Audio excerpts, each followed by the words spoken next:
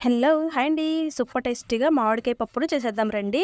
ముందుగా ఒక కుక్కర్‌లోకి ఒక గ్లాసుడు కందిపప్పును తీసుకొని, కొన్ని వాటర్ వేసుకొని శుభ్రంగా వాష్ చేసుకొని, మరొక గ్లాసుడు వాటర్ వేసుకొని, కొంచెం పసుపును కూడా వేసుకొని, కుక్కర్ మూత పెట్టేసి స్టవ్ మీద పెట్టుకొని ఒక 3 విజిల్స్ వచ్చేసిన తర్వాత స్టవ్ ఆఫ్ చేసుకొని పక్కకు దించేసుకోవాలి. చూడండి ఈ విధంగా ఉడికించుకొని పక్కన పెట్టుకోవాలి. ఇప్పుడు ఒక 4 మామిడికాయలను తీసుకొని దాని మీద ఉండే తొక్క మొత్తం తీసేసి టెంకతోనే ఇలా ముక్కలుగా కట్ చేసుకొని, ఒక గిన్నెలోకి వేసుకొని, తగినంత వాటర్ వేసుకొని ఇలా ఉడికించుకోవాలండి. చూడండి మామిడికాయలన్నీ కూడా సాఫ్ట్‌గా అయ్యేంత వరకు ఉడికించుకొని, ముందుగా మనం పప్పును ఉడికించుకున్నాం కదండీ! ఈ పప్పులోకి ఆ నీటితో పాటు మామిడికాయ ముక్కలన్నిటిని కూడా వేసేసి ఒకసారి బాగా కలుపుకోవాలి. ఇప్పుడు తాలింపు వేసుకుందామండి. స్టవ్ మీద కడాయి పెట్టుకొని అందులో ఆయిల్ వేసుకొని ఆవాలు, జీలకర్ర, అలాగే వెల్లుల్లిపాయలు, ఎండుమిర్చి, కరివేపాకు, కట్ చేసిన ఉల్లిపాయ ముక్కలు వేసుకొని ఈ తాలింపు అంతా కూడా ఈ విధంగా వేగిపోయిన తర్వాత ఈ పప్పులోకి వేసేసుకోవాలండి. ఇప్పుడు ఈ పప్పును మళ్ళీ స్టవ్ మీద పెట్టుకొని రుచికి సరిపడా ఉప్పు, అలాగే ఒక స్పూన్ కారం వేసుకొని ఒకసారి బాగా కలుపుకోవాలి. ఒక 5 నిమిషాల పాటు ఇలా ఉడికితే సరిపోతుంది. అంతేనండి, టేస్టీ అయిన మామిడికాయ పప్పు రెడీ అయిపోయింది. సో దీనిని అలా అన్నంలోకి వేసుకొని తింటే చాలా టేస్టీగా ఉంటుందండి.